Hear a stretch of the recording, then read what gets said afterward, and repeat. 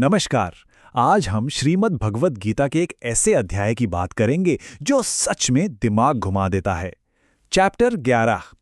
पर इसे किसी लेक्चर की तरह नहीं बल्कि एक जबरदस्त कहानी की तरह समझेंगे, बिल्कुल आसान, अपनी भाषा में।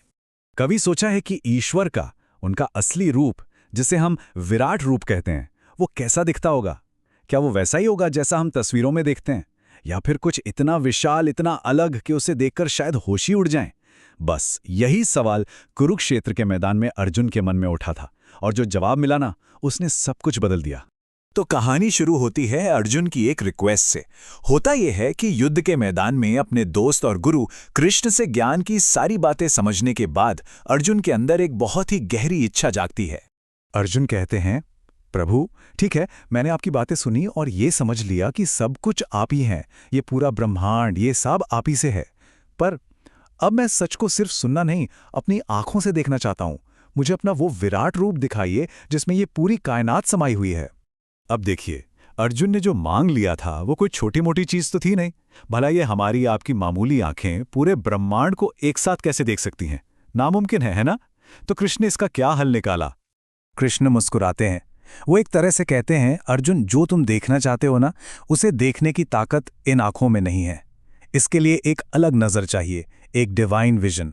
और कृष्ण अर्जुन को वही देते हैं, दिव्य दृष्टि, मतलब एक ऐसी नजर जो समय और जगह से भी परे देख सके।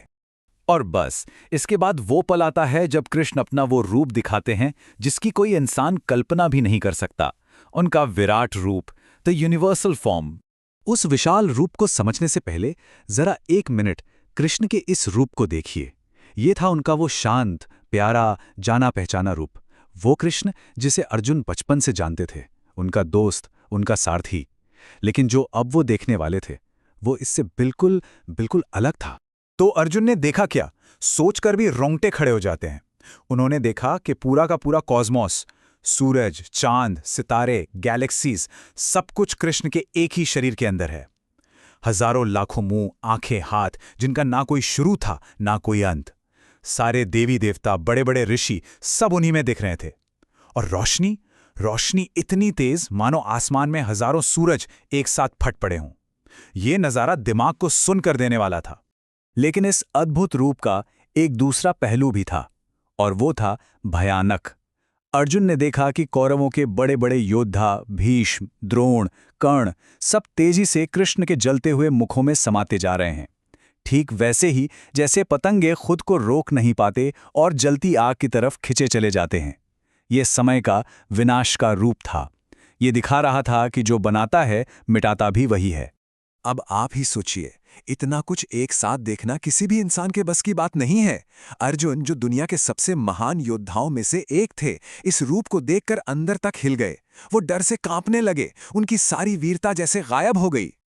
और उस डर और हैरानी के बीच अर्जुन बस हाथ जोड़कर प्रार्थना करने लगे।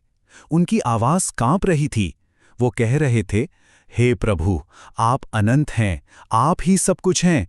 मैं कुछ समझ नहीं पा रहा हूं, मुझ पर रहम कीजिए। उनकी तारीफ में भी उनका डर साफ साफ झलक रहा था। अर्जुन की हालत ऐसी हो गई थी कि उनका पूरा शरीर कांप रहा था और मन में डर के सिवा कुछ बचा ही नहीं था। उन्होंने कृष्ण से विनती की कि बस अब और नहीं देखा जाता, इस रूप को समेट लीजिए और प्लीज वापस अपने उसी जाने पहचाने प्यारे रूप में लौट आइए। अपने दोस्त की यह हालत देखकर कृष्ण शांत हो जाते हैं। वो वापस अपने पुराने रूप में लौटते हैं और अर्जुन को दिलासा देते हैं। और यहीं से इस पूरे अध्याय का सबसे जरूरी सबक, सबसे जरूरी बात निकल कर आती है।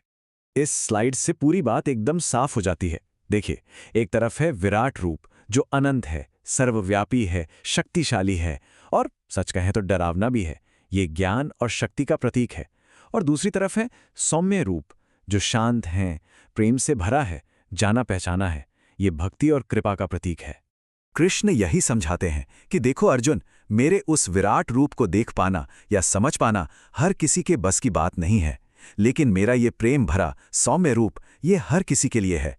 और उस तक पहुंचने का सबसे सीधा, सबसे आसान रास्ता है भक्ति योग, मतलब सिर्फ सच्चे दिल से प्रेम और विश्वास करना।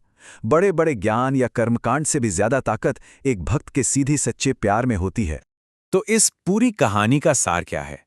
सबसे जरूरी बात यह है कि ईश्वर एक ही समय पर हमारी कल्पना से भी बहुत बड़ा है और हमारे दिल के सबसे करीब भी है। वो पूरे ब्रह्मांड जितना विशाल भी है और एक इंसान की सच्ची पुकार जितना पर्सनल भी। और चलिए आज की बात इसी सवाल के साथ पूरी करते हैं। एक पल के लिए बस सोचिए, अगर किसी को अर्जुन की तरह वो दिव्य दृष्टि मिल जाए, वो विराट रूप देखने का मौका मिले, तो उसकी क्या प्रतिक्रिया होगी? डर लगेगा, हैरानी होगी, या शायद दोनों? ये सोचने वाली बात है, जरूर सोचिएगा।